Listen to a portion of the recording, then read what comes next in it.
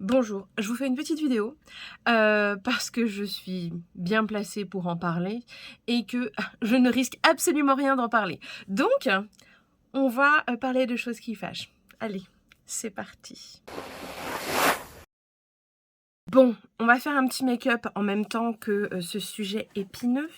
Alors, je vais reprendre des palettes que j'aime bien. J'ai envie de faire du rose, donc je vais prendre de la P. Louise parce que bonne pigmentation. La Norvina, alors celle de volume 4, rose aussi, et la New Romantique. Je pense qu'avec les trois, on devrait pouvoir faire quelque chose de sympa. Je vais faire le teint et tout, parce que ça va être une vidéo pas hyper longue, mais un petit peu longue malgré tout. Alors, pourquoi je peux faire cette vidéo? Parce que, clairement, moi, je suis pas dans le game de YouTube. Jamais je serai monétisée. Tout ce que j'ai là, en fait, c'est des choses que j'ai achetées par moi-même et je ne compte pas changer de modèle, hein. Et d'ailleurs, ça ne se produira jamais. Alors, pourquoi ça ne se produira jamais? Pour la simple et bonne raison de cette vidéo. Alors, pour être claire, je suis tellement pas la cible des marques. Alors, on va dire, mais c'est quoi le rapport? Simplement parce que souvent ce que je mets sur la tronche, je dis pas ce que c'est. Et aussi parce que je ne fais pas partie de ce que les marques veulent montrer. Je ne suis pas une image que les marques veulent montrer. Je suis vieille, je suis grosse et je suis handicapée. Ça n'aide pas, hein. Et en plus, je suis une grande gueule, hein. Et, euh, et ça joue vachement sur ton avenir sur YouTube. Et ça me tracasse plutôt pas mal. J'en ai discuté avec plusieurs personnes qui créent du contenu sur YouTube. Et je pense que c'est important pour vous de voir, en tout cas si vous n'êtes pas créateur de contenu, de voir en fait ce qui se passe derrière. Donc, petite info, je pense que vous êtes au courant, à partir du moment où on n'a pas 1000 abonnés, nous ne pouvons pas être rémunérés par des publicités. Voilà, pour l'instant, voilà. Mais il n'y a pas que les 1000 abonnés, il y a aussi une quantité de visionnage en fait de tes vidéos, ce qui est censé en fait permettre de pas acheter de faux comptes, voilà. Et donc du coup de ne pas biaiser le jeu. Alors pourquoi, somme toute, les personnes qui n'ont pas 1000 abonnés ne peuvent pas être rémunérées? Elles font pourtant du contenu. Pour la simple et bonne raison que YouTube, c'est avant tout une régie publicitaire. C'est-à-dire qu'ils vendent des espaces publicitaires sur leur plateforme et qui sont associés en fait à la personne qui va faire la vidéo derrière. Donc, si vous regardez beaucoup de contenu make-up, vous allez avoir des pubs Sephora tout le temps, Marionneau et autres dealers de make-up. Et c'est tout, en fait. C'est une régie publicitaire, comme ce que vous avez à la télé, comme ce que vous avez dans les journaux. Ça fonctionne comme ça. Et c'est le modèle de YouTube. Si c'est gratuit, c'est parce que vous regardez des pubs. Et si la personne qui n'a pas 1000 abonnés, ça veut dire qu'elle n'est pas suffisamment intéressante pour être vendue lors des régies publicitaires. Et si elle n'a pas suffisamment de temps de visionnage, on peut suspecter que les 1000 abonnés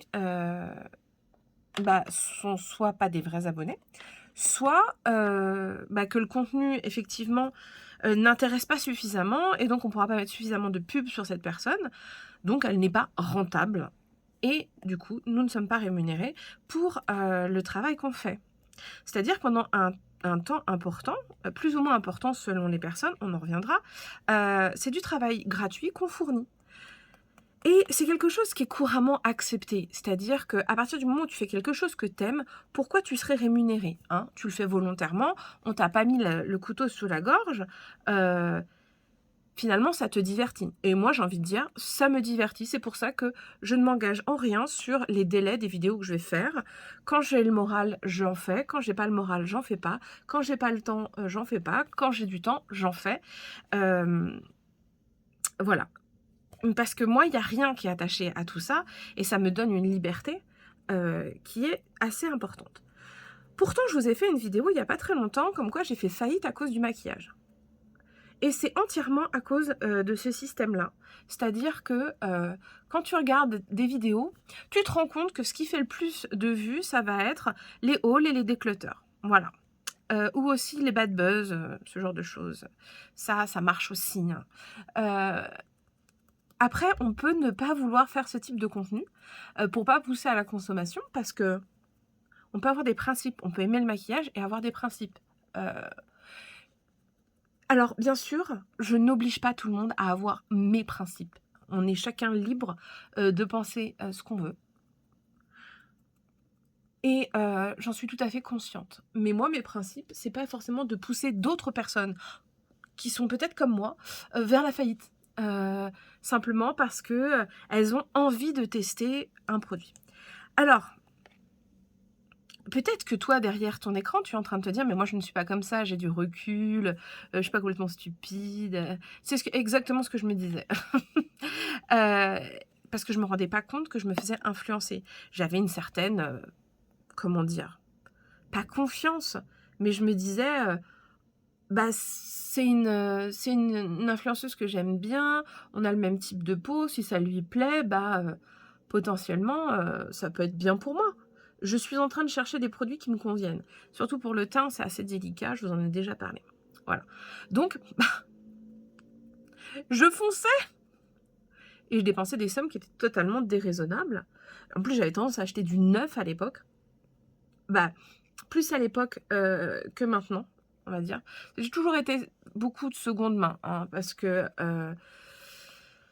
je me doutais quand même qu'il y avait un loup au niveau des tarifs du make-up.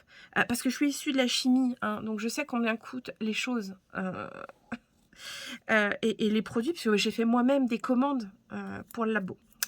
Et puis, bon, je me suis mis à faire des vidéos tous les jours. Au début de ma chaîne, il y en avait quasiment tous les jours. Je dirais tous les jours au début. Puis après, ça s'est un peu espacé parce que bah, j'avais une formation assez lourde à faire pour une reconversion professionnelle. Oui, parce que je travaille, hein. Je suis handicapée, mais je travaille, hein. Ça, c'est un autre sujet. Si vous voulez qu'on en parle, dites-le moi. Il y a des choses à dire. Et donc j'étais en train de faire une reconversion. Je ne pouvais pas me permettre de faire des vidéos tous les jours. C'est pas mon job, YouTube. Et comme ça ne me rapporte rien, au bout d'un moment, il y a la réalité des factures. Voilà. Donc, je me suis mis à être pas très régulière et je m'en foutais un petit peu. Pas que je me foute de vous du tout, hein. C'est que il faut que ça reste un plaisir et que ça reste un choix et que, comment dire, c'est pas mon employeur YouTube, hein. J'ai pas de contrat avec lui. Je fais ce que je veux. Et ça, c'est une liberté que j'ai parce que je me la suis accordée. J'ai lâché l'idée qu'un jour, je pourrais finalement faire des collaborations ou ce genre de choses. Parce que je ne peux pas m'obliger à dire que tout est bien. C'est pas vrai. Il y a des marques que je considère racistes. Je considère que il y a des créateurs qui sont problématiques. Hein. Pourquoi tu utilises les produits simplement parce que les produits sont bien, parce que je les chope de seconde main.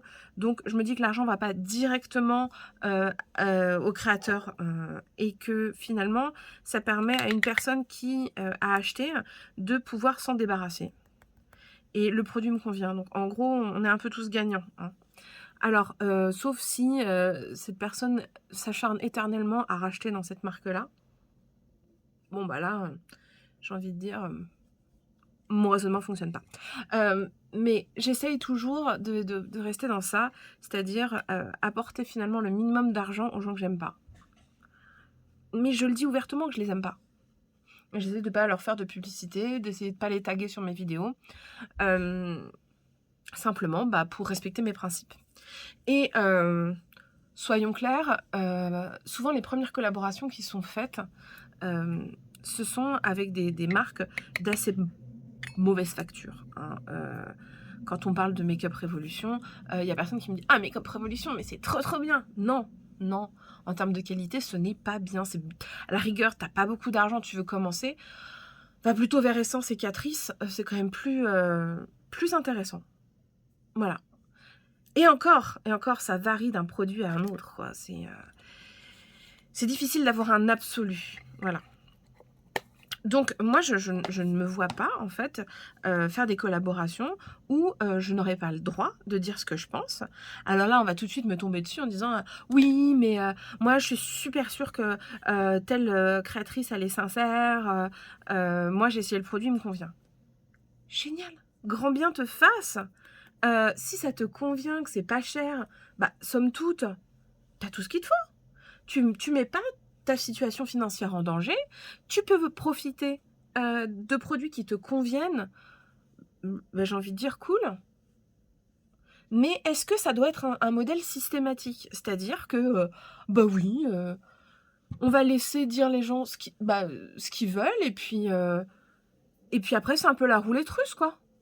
Tu fais confiance, et puis jusqu'au jour où tu as fait trop confiance à trop de personnes, et tu regardes ton compte en banque, tu as fait des 4 fois sans frais à gogo avec PayPal ou avec d'autres systèmes, voilà, et tu te rends compte que tu ne peux plus payer au bout de certains mois parce que bah, tu arrivé à des découvertes monstrueux, juste parce que tu as été happé par cette envie de consommer. Pour faire simple, je ne veux pas être responsable de la faillite financière de quelqu'un d'autre, comme moi je l'ai été à cause, soyons clairs, de Marion Caméléon, de Sananas, de Salomé, de toutes ces personnes finalement qui ne payent rien pour leur make-up. Alors bien sûr, tu vas les entendre dans des vidéos à dire ouais, mais tu vois, j'ai acheté beaucoup de make-up avant que les marques m'en envoient, et puis je continue à en acheter. Vous l'avez entendu, ce discours. Comment dire, je suis pas la seule à l'avoir entendu. Et il y a quelque chose qui m'a fait tiquer. Hier, j'ai regardé le vlogmas de novembre. C'est pas un vlogmas, le vlog de novembre de Marion Caméléon, qui était une vaste fumisterie, mais ça, on en reparlera plus tard. Et je me suis dit, oui, effectivement, elle achète plein de trucs, mais il y a aussi énormément de partenariats. Elle n'a pas du tout le même revenu que moi. Elle l'a dit elle-même qu'elle gagne à peu près 3 000 € par mois en salaire, mais c'est du salaire. Combien ces personnes reçoivent en produits, c'est-à-dire en nature? Est-ce que ces choses-là sont soumises à déclaration? Normalement, oui. Les cadeaux sont soumis à déclaration. Et il y en a pour combien? Voilà. Au bout d'un moment, il faut se poser des questions. Alors, je ne vais pas taper sur l'affluence, mais l'idée, c'est qu'il faut toujours avoir en tête que leur modèle économique, c'est pas le tien. Voilà.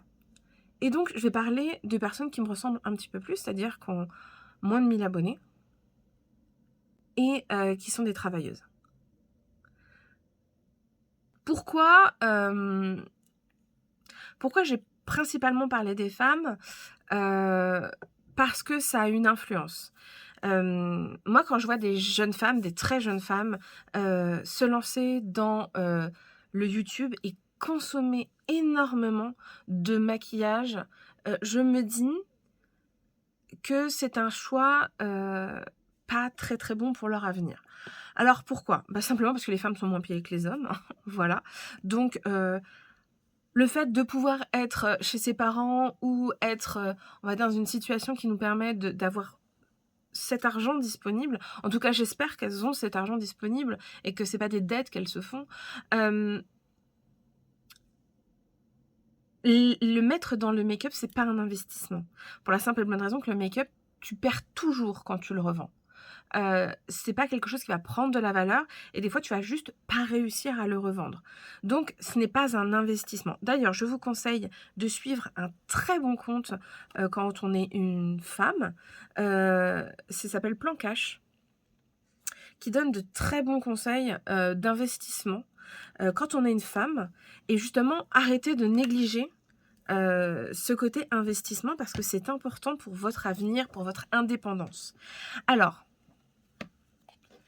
j'ai l'impression d'être une vieille bique, à parler comme ça, mais je vais vous donner un petit contexte qui est pas très joyeux, mais qui vous fait comprendre peut-être un peu mieux pourquoi je me positionne comme ça. Moi, j'ai été très rapidement à vivre seule, heu, donc c'est-à-dire plus avec mes parents et j'ai eu des conjoints qui du jour au lendemain, m'ont foutue dehors. Voilà et ont pris toutes les possessions que j'avais. Ce qu'il faut savoir, c'est que statistiquement, quand on, sort d'un couple hétéro et qu'on est une femme, on perd 20 de notre richesse, alors que les hommes s'enrichissent en sortant d'un couple hétéro. Donc, c'est important en tant que femme, cis ou trans, on s'en fiche, en tant que femme, de, prévoir ses arrières et de faire attention à notre revenu. Alors, ça peut paraître, très terre à terre et vous allez vous dire: «Cette femme ne parle que d'argent». Non, moi je me suis retrouvée, après une séparation, heu, 2 fois de suite, hein, mais bon après c'était des longues relations, mais foutue à la porte comme une daube par mes conjoints. Voilà. Une fois j'ai dû fuir pour des questions de survie et la deuxième fois, j'ai été foutue à la porte. Parce que mes conjoints de l'époque, eux, pendant la relation, ils ont bien pensé à mettre de la thune de côté et de faire leur petit business de façon complètement, égoïste et moi je pensais au couple, voilà et je ne pensais pas à ma propre richesse. Parce que, on pense que l'amour ça dure toujours et qu'on sera jamais foutu à la porte parce qu'on pense que, non, les humains peuvent pas nous faire ça et si, ça peut arriver. Alors j'espère pour la plupart des gens que ça ne vous arrivera pas, mais vous ne pouvez pas en être absolument sûr et après, il faut pouvoir rebondir et pas se retrouver à la rue. Voilà. Hem, Ce qui malheureusement m'est arrivé. Donc ça, c'est une première chose, protégez-vous, hein. Protégez-vous quand vous êtes en couple. Autre chose, si vous décidez de jamais vous mettre en couple, eh bien, il va falloir penser à ce que vous ayez suffisamment d'apports dans votre vie pour pouvoir, heu, ne pas faire une vie à 2. Voilà. C'est-à-dire que, les banques, elles veulent des couples pour pouvoir prêter, hein. Elles prêtent rarement à une seule personne, à moins que cette personne ait suffisamment de revenus pour, rentrer dans les attentes, de la banque. Voilà. Donc, soyons clairs, les femmes restent encore extrêmement dépendantes d'un conjoint. Et ça, quand vous êtes jeune, on l'a rarement en tête, hein. Moi-même, je l'ai pas eu en tête, hein. Alors pourquoi, j'essaye de prévenir? Moi, de toute façon, c'est cramé, hein. C'est cramé pour plusieurs raisons. Heu, je ne suis plus, comment dire? Dans une situation où je pourrais emprunter de l'argent. Voilà. Mon handicap a été reconnu, donc déjà là, les taux sont ingérables et soyons clairs, en termes d'espérance de vie, même si j'arrive à 60 ans, bah, les banques, elles, n'y croient pas. Donc bon, là, je mise tout sur l'avenir de mon enfant, hein. Alors oui, c'est un sujet sérieux qui peut plomber un petit peu le fun qu'on peut avoir sur les vidéos YouTube, mais c'est important que vous y pensiez. Voilà.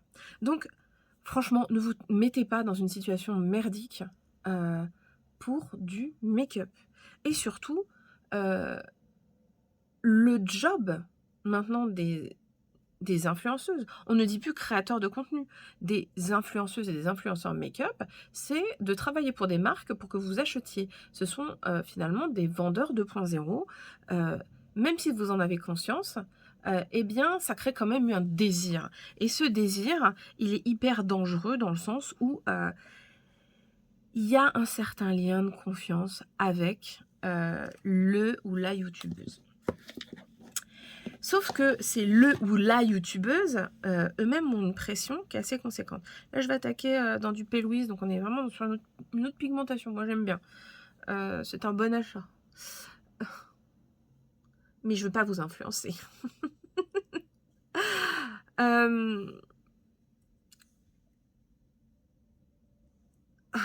Donc, ces influenceurs, leur job, c'est de vous influencer. C'est dans le nom, en fait. Donc, s'il n'y a pas de nouveaux produits, eh bien, ils ne peuvent pas vous influencer. Ils n'ont pas de cachet. S'ils n'ont pas de cachet, ils n'ont pas de revenus. S'ils n'ont pas de revenus, eh bien, leur job est terminé, en fait. C'est le principe du travail, c'est d'avoir des revenus, en fait. Aussi simplement que ça. Voilà. Donc, méfiez-vous, même des personnes les mieux intentionnées, qui essayent d'être le maximum transparent. Moi, c'est comme ça que je me suis fait le plus avoir. C'était finalement avec les personnes avec qui j'avais le plus de confiance.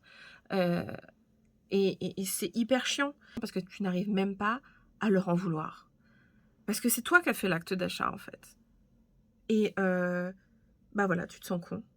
Tu te sens con parce que tu n'as plus d'argent, parce que tu t'es dit bah ouais, j'aurais pas dû le faire. Et c'est tout, quoi. Alors là, c'est des pigments pressés, hein, donc de la palette Norvina. C'est très beau. Moi, j'aime beaucoup. Alors, je prends beaucoup de plaisir à réutiliser des marques que j'ai achetées il y a pas mal de temps. Et je ne veux plus acheter neuf des palettes. Voilà. Et je ne veux plus être dans l'accumulation parce que j'ai déjà assez de fards pour toute ma vie. Voilà. Donc, oui, de temps en temps, je vais avoir des arrivées Vinted. Parce que les prix étaient intéressants, parce que je ne me mettais pas en danger. Et c'est ça le critère, finalement, que je voulais vous transmettre, c'est ne vous mettez pas en danger. Et si vous êtes créateur de contenu, vous savez très bien que ce sont les vidéos haul qui intéressent le plus et pas ce que vous créez. Et est-ce que vous trouvez ça juste? Est-ce que vous trouvez ça épanouissant? C'est ça la question que je me pose. Est-ce que vous vous sentez épanoui, que finalement votre technique de maquillage n'apporte pas grand-chose? Ce que les gens veulent savoir, c'est est-ce que la nouvelle palette, je prends le risque de l'acheter ou je vais prendre quelqu'un, comment dire, qui me ressemble, qui va l'acheter pour moi, et puis comme ça, moi, je prends pas de risque financier. Parce que c'est ça. C'est pour ça que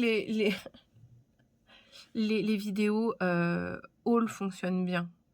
C'est parce que vous testez avant les autres. Et donc, les autres ne prennent pas de risques quand ils achètent.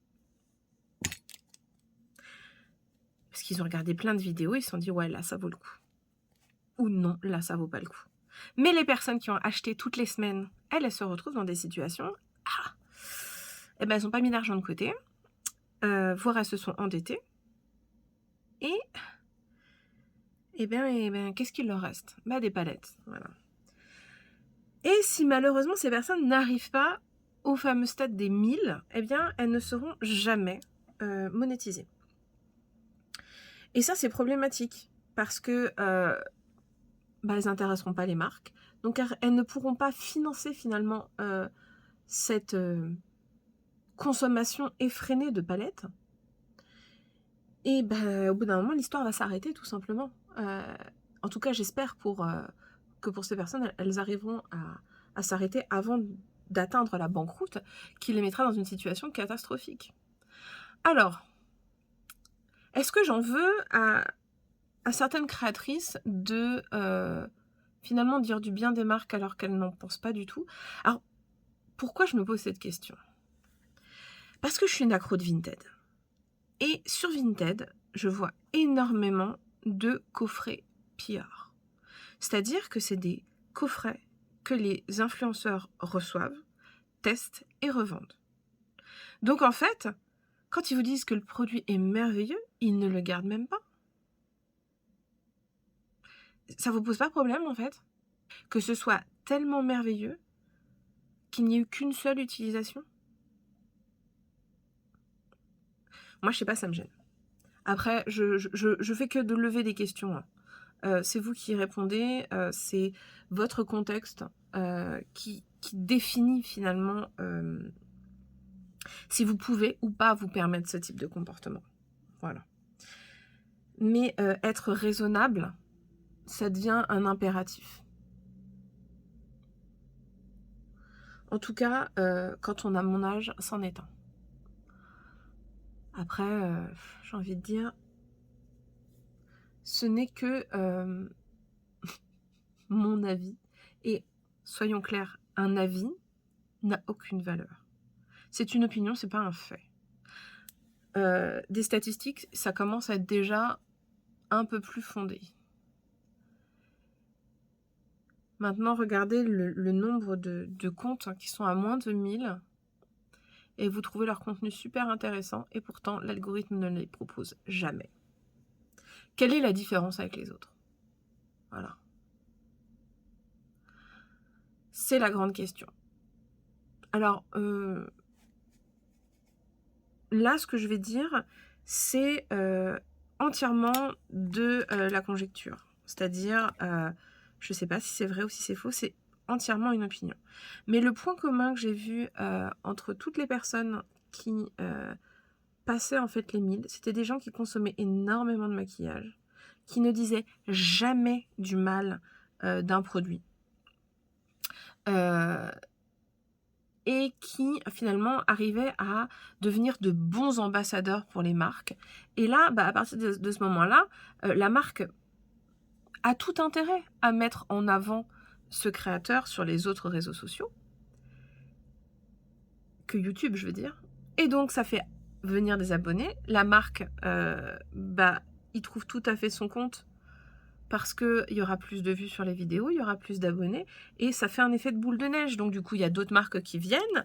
Il faut réussir à dire du bien des marques sans négliger celle qui nous a fait connaître.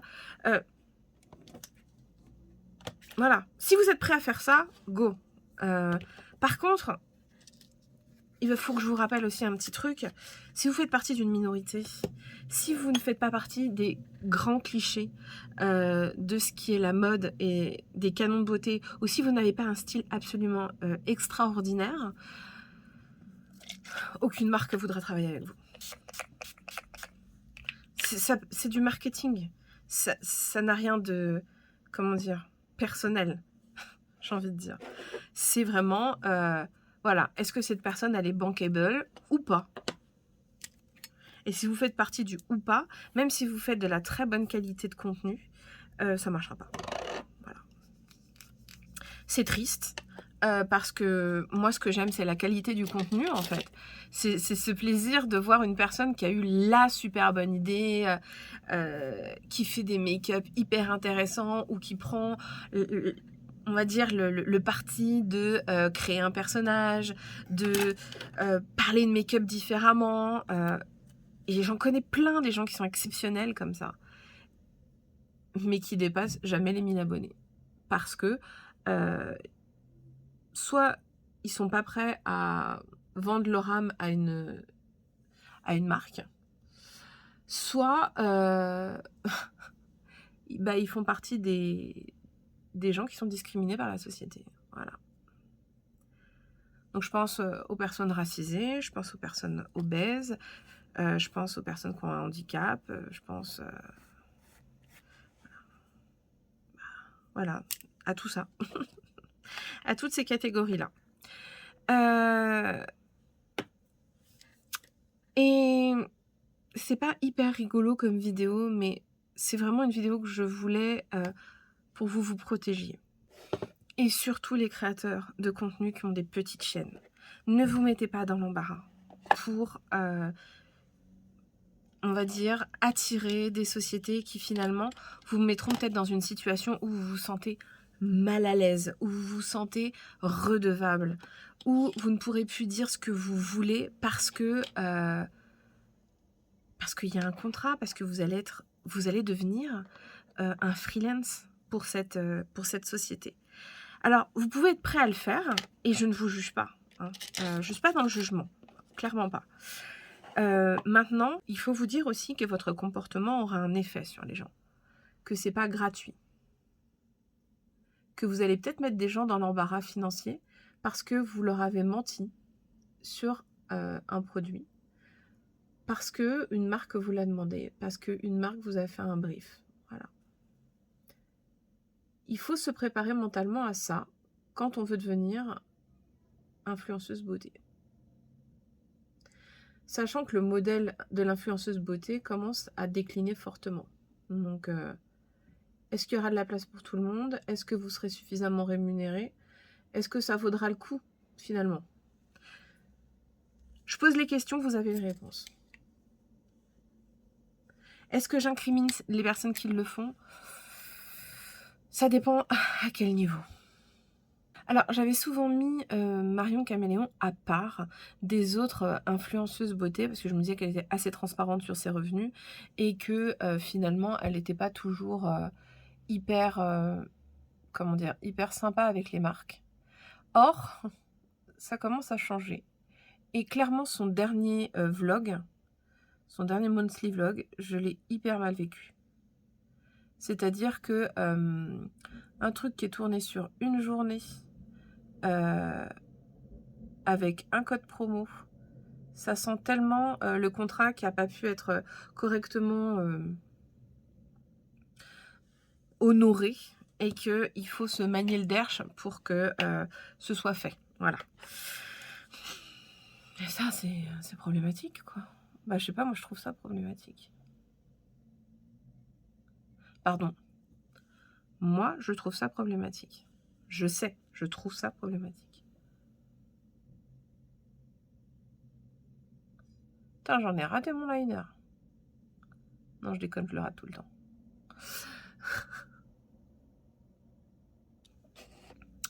Je suis un petit peu, je vais pas dire agressive, mais effectivement amère de la situation.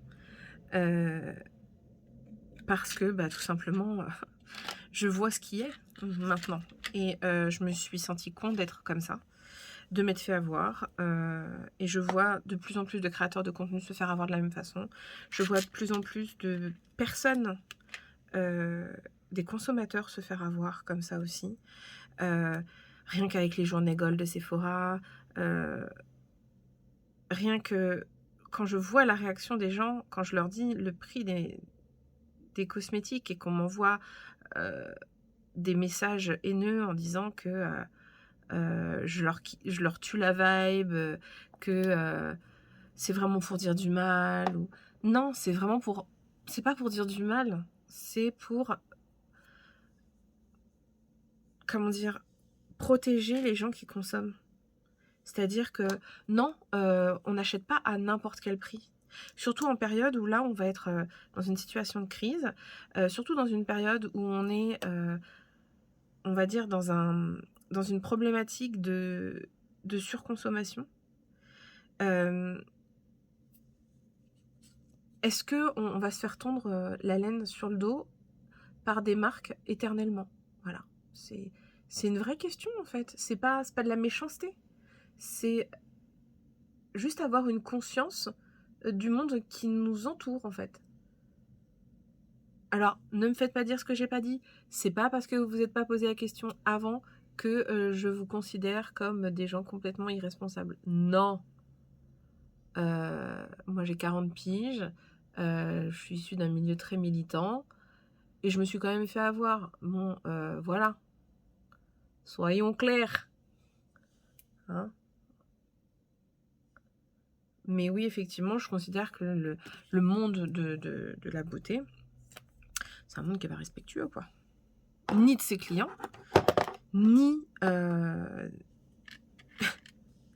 ni de ses clients, ni de ses travailleurs, ni comment dire, sont les premiers à faire de la fraude fiscale. Bref, ce sont pas des gens bien. Alors c'est facile de vendre du rêve et d'utiliser des gens, mais est-ce que ça nous surprend qu'ils utilisent des gens pour nous faire rêver? Quand on sait qu'ils sont aux commandes de ces entreprises. Moi, non. Voilà, Bernard Arnault, je suis pas choquée qu'ils nous prennent pour des... Ah! J'aurais pas dû mettre mes faux ongles pour mettre mes fossiles. Tout est faux chez cette personne. Sauf, comment dire? Tout est faux chez moi, sauf mes kilos et ma rage de vivre. Bon, comme vous avez pu le voir, j'ai lâché les fossiles, ça m'a saoulée. La conclusion de cette vidéo, c'est... faites d'abord attention à l'essentiel au niveau de votre vie. YouTube, c'est pas votre vie. Les influenceurs ne sont pas vos amis. Et pas plus moi qu'une autre personne. Hein. Voilà. Moi, c'est des conseils que j'ai voulu vous transmettre. Parce que c'est une constatation qu'on a faite entre plusieurs petits créateurs. Et c'est terriblement décevant. Donc, le but, c'est pas de vous faire du mal, ni en vous lançant sur YouTube, ni en ne vous lançant pas sur YouTube. Mais il faut, voilà, savoir, en connaissance de cause, ce que vous faites. Et si vous êtes de simples consommateurs ou trices, pensez toujours à quel est votre intérêt dans cet achat. Est-ce que vous n'avez pas déjà ce produit? Est-ce que vous pouvez l'acheter en seconde main? Est-ce que, voilà, vous en avez vraiment besoin? Et finalement, peut-être vous tourner vers d'autres postes plus importants pour votre avenir que du make-up. Après, c'est super sympa de se maquiller, c'est super sympa d'essayer de créer, c'est super sympa d'avancer dans la technique, mais ça reste un divertissement et ça ne doit pas aller plus loin que ça. En tout cas, pour votre santé, c'est important. En tout cas, pour votre santé mentale et financière. Sur ce, eh bien, je vous dis à une prochaine vidéo, quand j'aurai le temps, parce que c'est pas Make Up Revolution qui me rémunère. Voilà. Sur ce, tchuss!